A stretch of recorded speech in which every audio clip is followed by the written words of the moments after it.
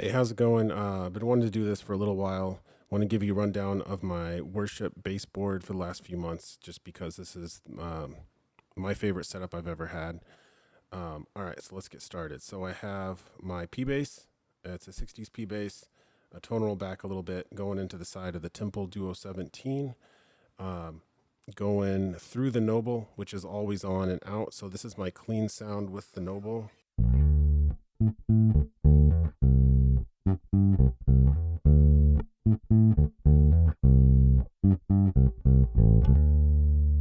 So P bass sounds great. Noble sounds great. Lots of info about that. Whether it's worth their money or not, that's kind of up to you, but it does sound amazing. It's not going to change your tone in a way that's super noticeable by anybody outside of you or a recording studio, but I really like having it. All right, so when I come into the board, though, I'm going into the 3-leaf octaver. This is an incredible octave pedal, not only just for how it sounds, but also how the controls are set up. So the first control here, that's going to allow me to turn on a sub-octave with the clean. Typically, I'm going to use that as like a second stage drive with the 385. I kind of call it a baby microsynth, if you will. So typically, I'm going to have drive on.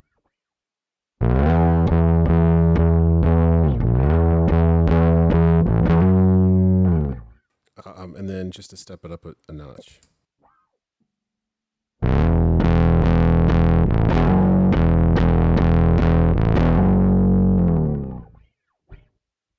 And the cool thing about the octaver is now I can flip this switch at the beginning of a song, the end of a song. I don't have a key synth with me. This is going to give me that Moog tone. And because I have the overload switch on, or let me start with it off.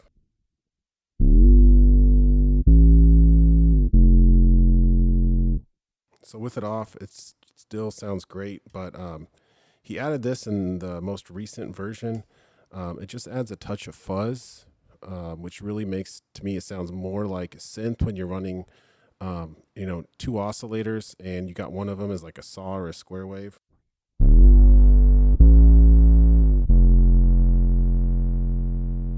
Sounds really cool. Switch on the chorus.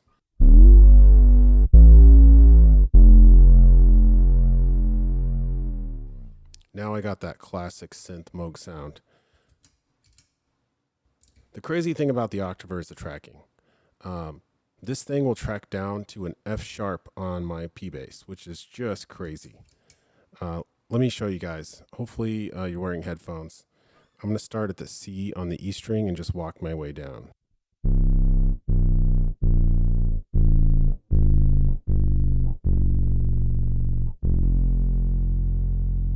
So when it glitched there, that was the F.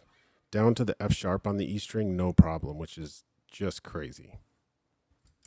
All right, from the octaver, I'm going into the Cali 76. There's a lot of different ways to use compression.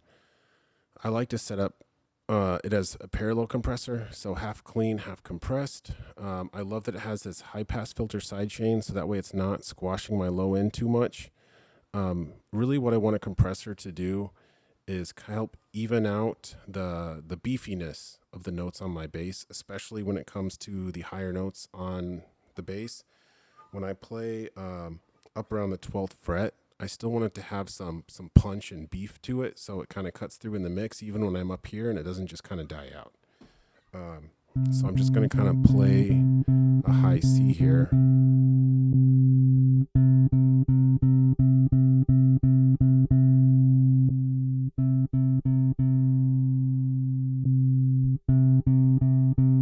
Just adds that beefiness to the tone, to the notes, up and down the neck, which is kind of how I use that. I don't use it for limiting. I let the soundboard do that. To me, it's just helping those higher notes cut through the mix. All right, DCX. Never been able to get away from this pedal. It does an amazing, just a hint of drive. It also adds a little bit of compression. It's kind of like a tone sweetener. Here's it with it on.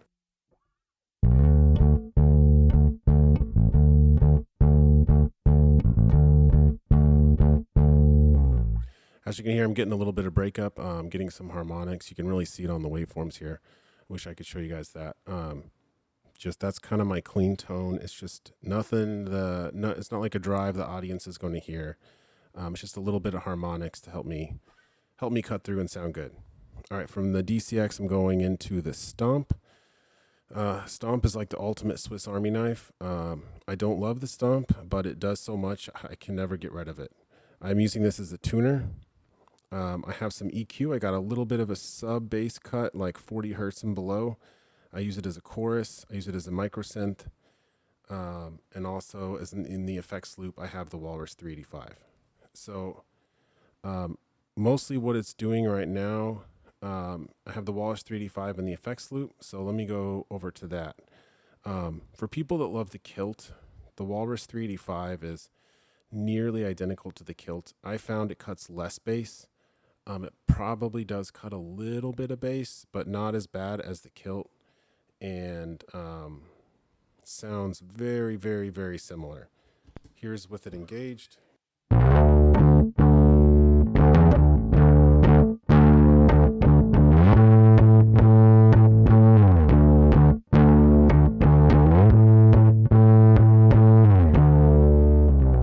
right, here's the second gain stage.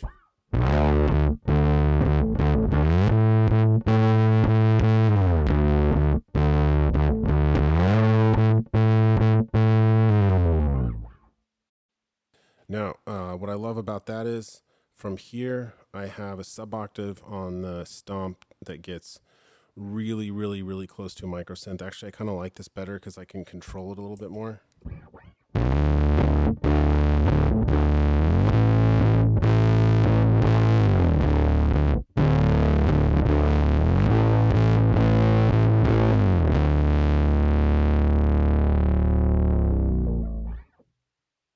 And also in the Stomp, I'm running chorus. I've tried a lot of different chorus pedals. I've tried a few different chorus pedals. None of them sound as good as the 70 chorus in the Stomp. So typically when I'm doing this, I'm playing chords, quieter parts of songs, where I just want a little bit of something to mix it up.